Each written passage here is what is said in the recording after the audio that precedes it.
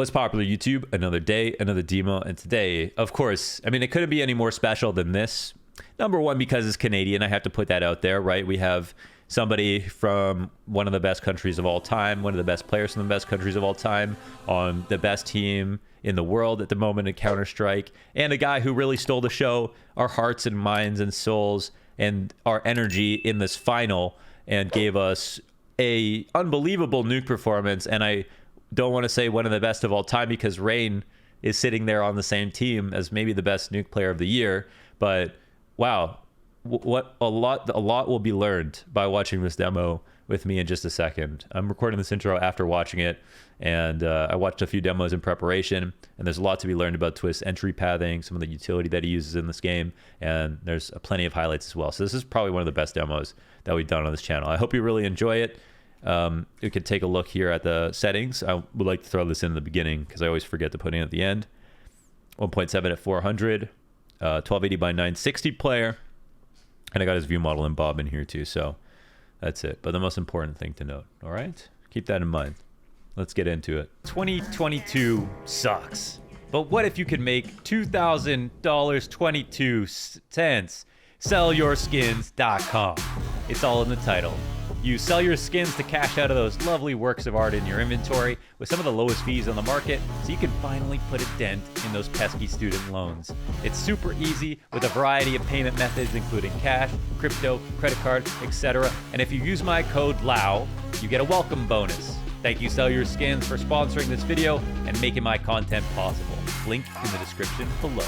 Back to the video. All right, let's take a look here at the second half of the last map of the grand finals of the last tournament of the split of the half year. This is the break that we're in. We're living in the tournament break right now.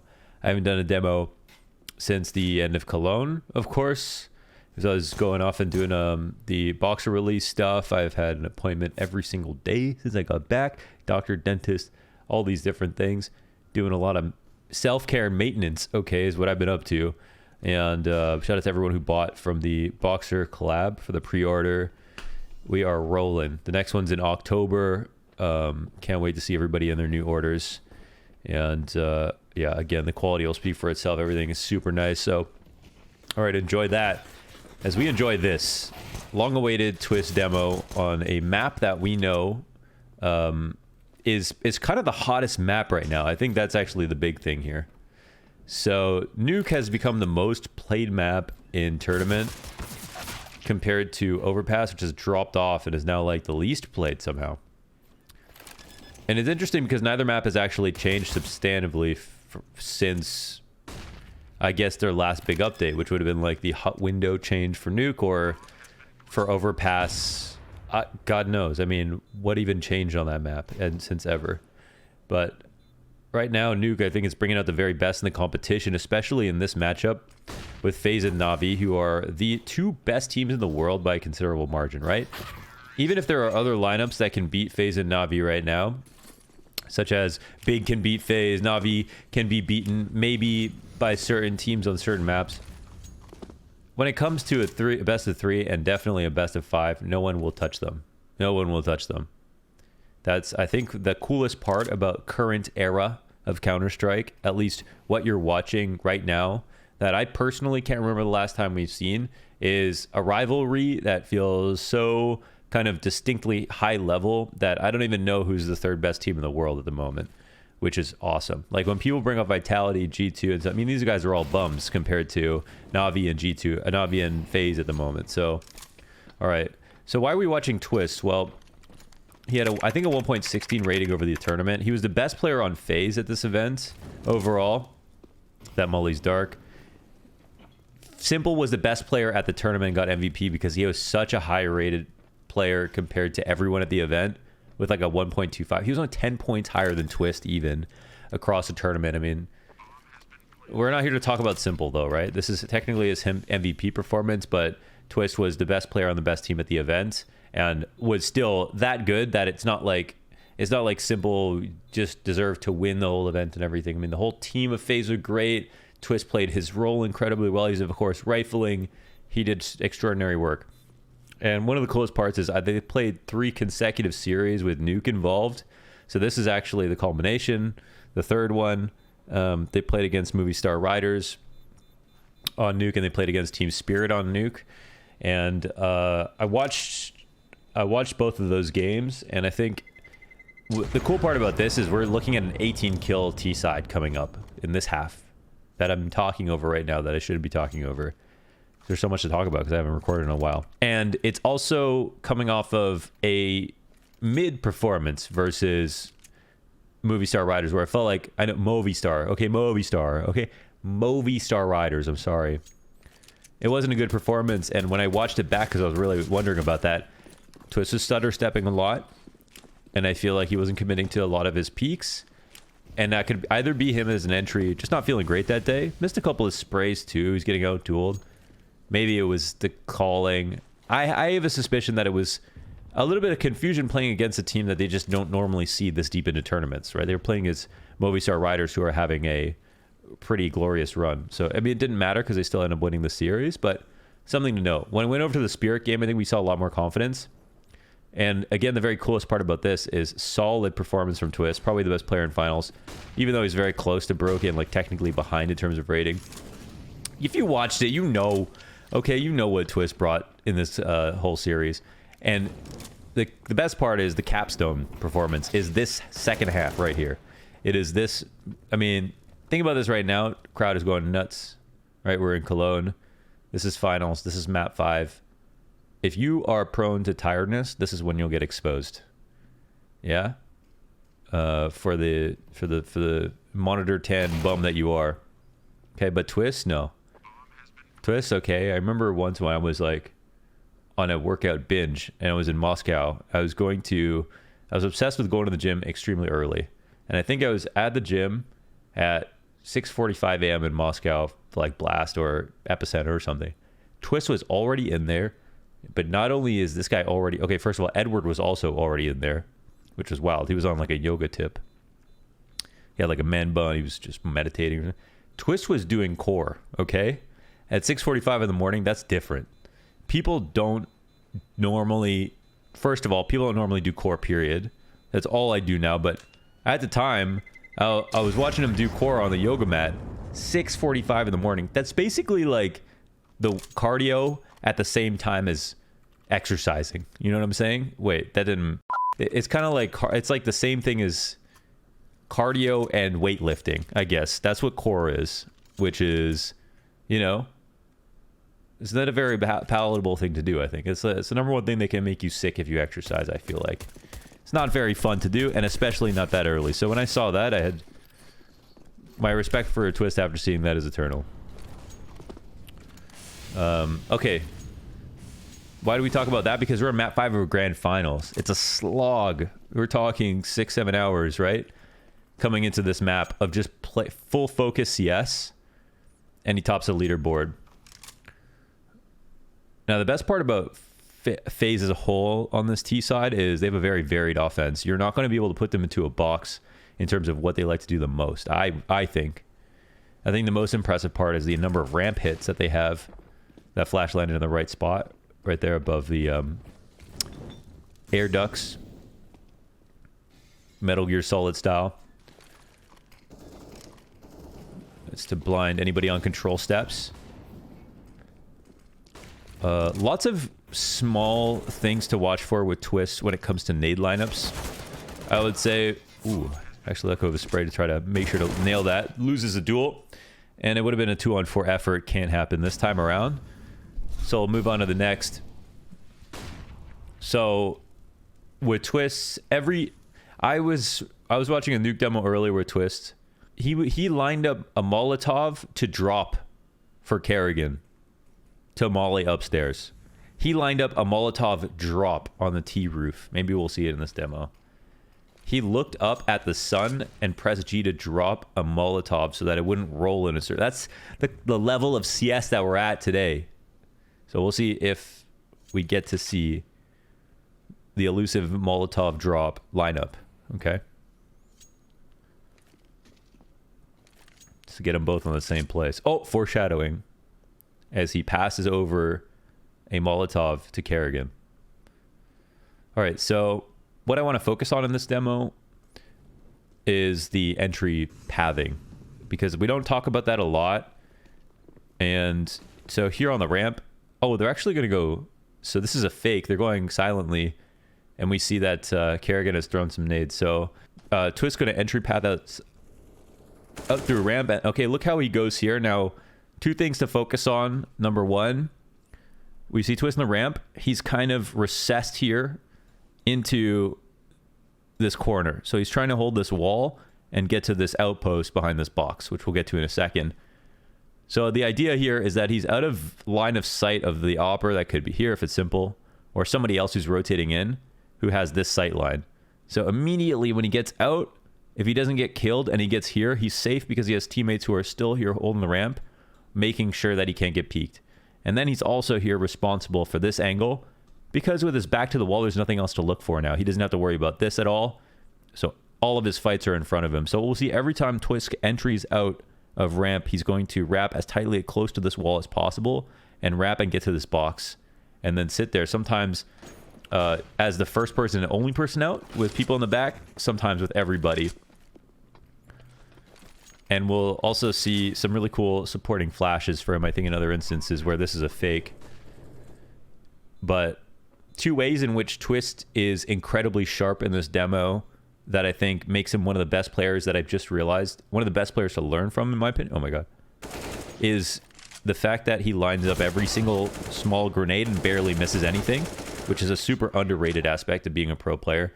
So many of your favorite pros, guys, cannot hit their nades, and that loses rounds and nobody knows about it. You know what I mean? You often will not notice a missed nade if you're just watching the broadcast or something, but it is so detrimental to a round, to someone's confidence if they're peeking something, to the comms right after you say, oh, it missed. Twistzz is not missing a high percentage of his nades, and he's lining them up very quickly. And he has a lot of lineups for even the smallest thing, so just something to note. That and then the entry fragging. Those are the two things. So they're throwing diagonal smokes here for the cross outside, which you can cross close in front of them and go secret. And you can also use them to lurk into big garage. You can use all the smokes in almost all the same ways. But it's big time mind games when people throw the different variations outside. So we can see that they actually did try to use these smokes in a tricky way. And they snuck Rain into big garage. Sorry, to make sense of that mini map, instead of just walking him to secret. So you had to walk through that smoke or phase it. Oh, one spotted. Okay, and you see immediately Twistzz just turns a corner, goes right. So look at how he does the same thing every time. Even though here he's technically not the first person out. And then we're going to have someone spread to the left. He's going to come out through the back. They can hold on to ramp control or do whatever now. Okay, they got the rotation down and they denied the other rotation. So this is the hard part for the CT side. And what just happened here is with this molly down on Turnpike and this guy going down, again, what we talk about on Nuke, easy to go down, hard to come up, right? Made in Abyss. I've talked about this before. If you make that rotation down, you don't get your kill, you fall. You have to make the rotation on the CT side to supplant this rotation, but it's not coming back. That's not exactly what you do. Almost never would you come back right away. If you had a teammate to fight with you, sometimes you would fight, but more often than not, you are not coming back after you go down. Instead, your opper is going to get into position to hold off the ramp, or your teammates are going to ready up to push the lobby to get back some extra space somewhere else. Or if you, depends on where your CTs are, if you have outside presence, etc., then you can squeeze for other positions, right? Kind of think about it like a toilet bowl, in a sense, with the rotations. You're going for the yin yang, right? Of they took some space here, we take some space back elsewhere. We don't necessarily clash for it, but there is always going to be something left open. It's where you can find it. So interestingly here, FaZe don't see anybody pushing to take over lobby control, and we're down 4v5, but dude, look how curdled the CTs are. Now, who's going to win this round is an interesting question, because as we can see, we got Perfecto here inside of the HUD itself. Now, this will be interesting. For 3 reasons here. Number one, there's no mini player, and the walkout's already taken place. So a risk is being run about, you know, someone being here and that's not being cleared. Number two, the CTs don't know if it's ramp or if it's going to be a lower hit still, and Bit is tied up on the lower site. SDY is back here, and it looks like Perfecto's in the hut. I actually am not sure if he is or not. Maybe he is downstairs and made that rotation. I'm not sure. But as the upper anchor, he could. I think he's playing top hut, just above the door. We'll see. But with the amount of space being made, yeah, it looks like he is. Yeah, with the amount of space being made, it is so tight upstairs. SDY dies in the back of the site, and they go 1-for-1 with Perfecto, who I think was the key, because he could have multi-killed and got hut control with majority out Squeaky, and then it would have been harder to get across the site. But SDY not getting a kill means there's no time for Simple to get into a good spot, and the round is actually lost here. And it's because it's so claustrophobic. See, it's 4v5, but does it feel 4v5? No, it doesn't. I mean, it feels 4v5 in advantage of the T side. So that was a really well-called round there by Kerrigan to not only slip out, they get ramp control, got that rotation from Bit, molly down Turnpike, got back to lobby, found the open door on Squeaky, and ran one risk. The one risk being not smoking Mini. Not smoking Mini Garage. When they didn't do that, that allowed them to get so far out that it was way too hard for the CTs to just get multi-frags, pull out nades, etc. So a very, very tricky call. I'm not exactly sure what the info there was for Kerrigan to not worry about Mini or what happened on that part, but either way, he figured it out. So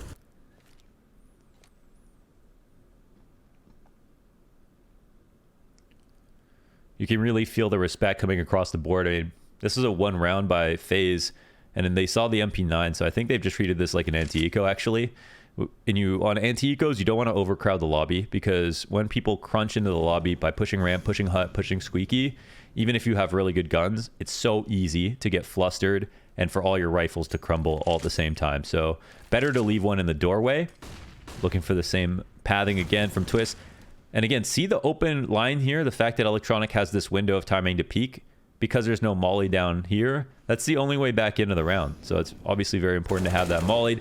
And oh, wait a second. Oh, sorry, that was somebody else in Turnpike. Electronic was boosted up. Wow, my sound, I feel like my sound and Twistzz sound were messed up there, but I have less of an excuse because he was on land. Do I have my headphones on backwards? No, I think we're good. I think it's just my brain on backwards. Okay. Well, yeah, but you can also see there with the way Twistzz entered by wrapping the boxes that Electronic couldn't even see him. I mean, he could if he peeked out, but not if he was playing back in the crevice. Oh, frick. Hold on. I'm putting all of my calories into focusing on not messing this up. Oh, I remember this play. Oh, this was so good. Oh, that was so... Oh, man. Perfecto bungled it a little bit. I'd like to just point that out. But that being said, Twistzz caught it, okay? And it was a very hard ball to catch, but he did. And he did it on LAN, in front of millions, thousands in person, millions at home. Twistzz, the GOAT. He did that 1v2. It's not going to be the last clutch. Certainly wasn't the first of the game. Oh, the tournament. What a player. What a hero. Canadian, by the way. Our greatest export. What can we say? The way he played it, splendid, you know? I think it's hard to think in moments like that when you've got a position where he's clock, which is the rafters above the back of the site on B, and that's normally a really decent spot. Okay, we're seeing... Okay, this is foreshadowing. Okay, everybody knows what round is coming up at the end of this game, and we're seeing a Twistzz clearing out the angles underneath the back of Mini by jumping on top of Mini, and of course we know the play that's coming up afterwards. So we're paying attention to that. We saw Kerrigan make some calls that were very brave, trusting a lot in Twistzz to kind of complete the execution with his ideas, and that ended up being an extraordinary handshake between the two. And I think that was pretty much everybody's favorite part about the final, and I think the most satisfying part to watch, I would say. You know, the part that made it made it feel like the most high level part of Counter-Strike. Wow, that was actually such a disgusting snapshot from Twistzz, and it looks like the entries won't stop now. So of course all the backside positions are compromised with Heaven. That's why this position, as we can see from the wrap, it's so sought after to get into Heaven control sneakily like this. That may be a bit of an oversight here from NAVI as they let this go. I don't know where he found that timing, but it looks like it doesn't matter. Wow. SDY finds 2 in the back of the site, and Bit flanks Twistzz. Okay.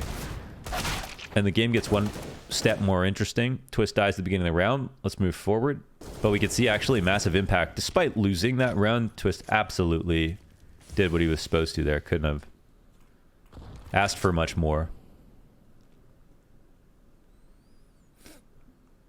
So let's see when Twistzz flashes upstairs.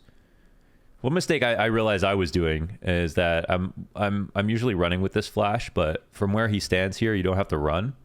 And the flash will blind anybody who's sitting where Perfecto was last round. So top of the hut, for example. Okay, this time he actually does run and throw it. Electronic dies. And SDY still exists up top. So, well, is it possible here for Brokey? It's been so long, I actually don't remember exactly what happens. I feel like he's going to die off the corner of the smoke. Does he win this round?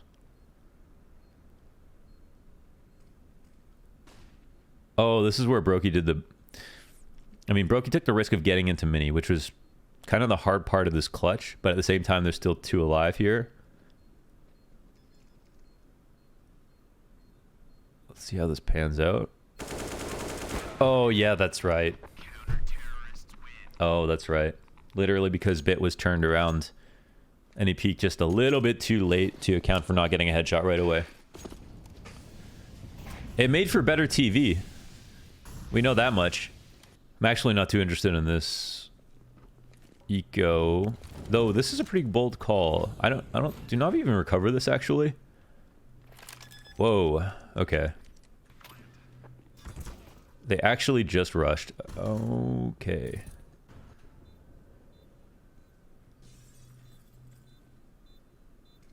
I know Perfecto bungled a couple of rounds in the second half. I don't remember if this is one as well.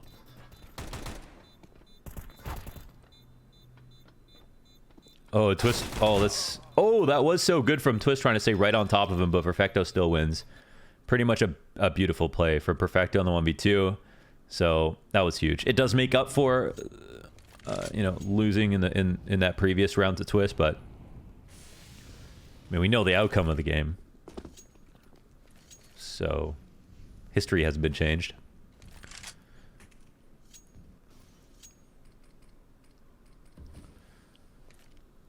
He's gonna do... Look. He did. Look at the lineup for the Molotov.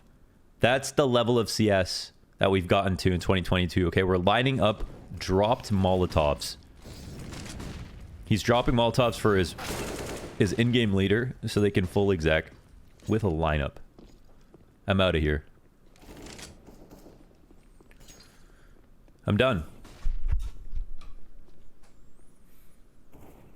Dude, these silence M4s are just brazy, man. It's terrifying going around the map.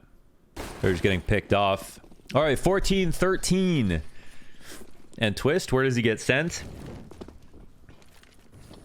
To just throw this first layer at first tier of the execute, first layer of the execute upstairs. Just to bait out a lot of initial grenades. You do this when, you know, your opponents have a lot of utility to waste, or when you think that they would be scared of this exact call. Then they burn just a nice amount of utility right off the beginning of the round. Keeps things super simple. They time that flash early. Twistzz is just not hurt here at all. I think he knows this, and Simple goes to watch for him, but it's just too late. SDY gets that info, but he gets destroyed as well. And Twistzz coming up from below, again, hugging this wall, riding it as we've seen him do, getting into this position under heaven.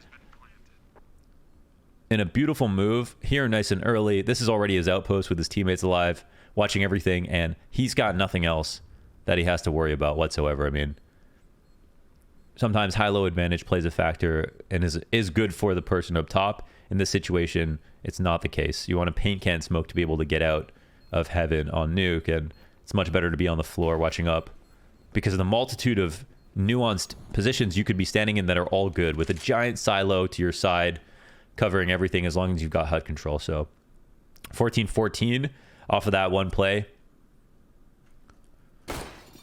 And we can see it with the timing of the utility that it was really perfect for Twistzz. It was going to be so hard to hear. Also, I mean, it's such a land call, but at the same time, I mean, people were trying to boil it down to that. I think it still works, even if it's not LAN necessarily. I think it's just a really good call. I think that timing stuff, or the sound baits or whatever, as long as you time utility with these moves, as we're about to see that flash, it's the exact same one from the last round. It masks the drop for Twistzz. Electronic, of course, he can't hear anything because of this crowd on top of it. And they go through the same play, and it's so fast that even though Electronic is understood to be there, sitting behind Mini, SDY understands that he can get to Mini, that there's no way he's going to be that fast. That is just too fast. But that's what Twistzz was this whole final. He was too fast. And then he scales the exact same way to the back of the site. He is just a well-drilled player, and, you know, playing off again the calls here from Kerrigan. But the confidence in him, they achieved an amazing result, right? To be able to win this. I think you want to get to a position where NAVI are pretty even in terms of wins versus FaZe, I guess, and then we have this kind of cool duo era. Of course, for FaZe, they don't want that at all. They just want to be as far away from NAVI as possible, because then they have nothing to worry about. But for the fans at home, I think it's been very exciting to see this relationship build and play out, and seeing it tip back towards FaZe, even though they got knocked off of the first position on HLTV halfway through of Cologne, which I thought was so silly. They're back at number 1. They won the event. And genuinely, these two teams right now are providing the best and highest level Counter-Strike possible. And there it is. One more kill to solidify exactly what they need. Killing upstairs player once again. Exposing the weakness of the CG side, seeing all these MP9s. And leaving just one to defend a retake against 3. And that's it. It's done. The job is finished. The final is won. The GG is in from Simple. That's it. 1 GG. They got out of there. And the map, the series, the tournament, and the season is won by FaZe Clan going into the player break. What a game. What a match by Mr. Twistzz. And again, 18 frags on that, with insane highlights with the 1v2 on the lower site. The entries getting off of Silo, the key kills on Electronic in those last couple of rounds, and the beautiful calls from Kerrigan. It was all extraordinary to watch. I think Rain is a guy who I'd say is pretty much the best Nuke player of the year, with his win, especially over Navi in the finals of PGL Antwerp. I think that was one of the best Nuke performances of all time. I don't think this one from Twistzz necessarily is like one of the best of all time when you compare that with Rain in both halves. But honestly, this was pretty insane and pretty iconic as well. So maybe it is up there. But that's still one for the books. One of the best tournaments ever. Maybe the best of 5 grand final we've ever seen. And couldn't have been tighter. So super cool to watch that. Hope there was something we learned there about the entry pathing and some of the utility lineups, whether it was lining up your smokes or lining up your mollies to drop for your IGL. And let me know in the comments who to do next. Let's get back to it. The demo grind continues into blast groups. That's the next thing that I'm going to go cast. And so I'm going to try to record a bunch before I head out. So yeah, let me know. Thanks for watching. Looking for a plate, that's why the dogs up early. With it white beard, eating like a McFlurry. I ain't got time to chill, I'm in a hurry. P the game, I got it for my daddy ho. Smoking dope, reciting raps out on the patio. My boss said you ain't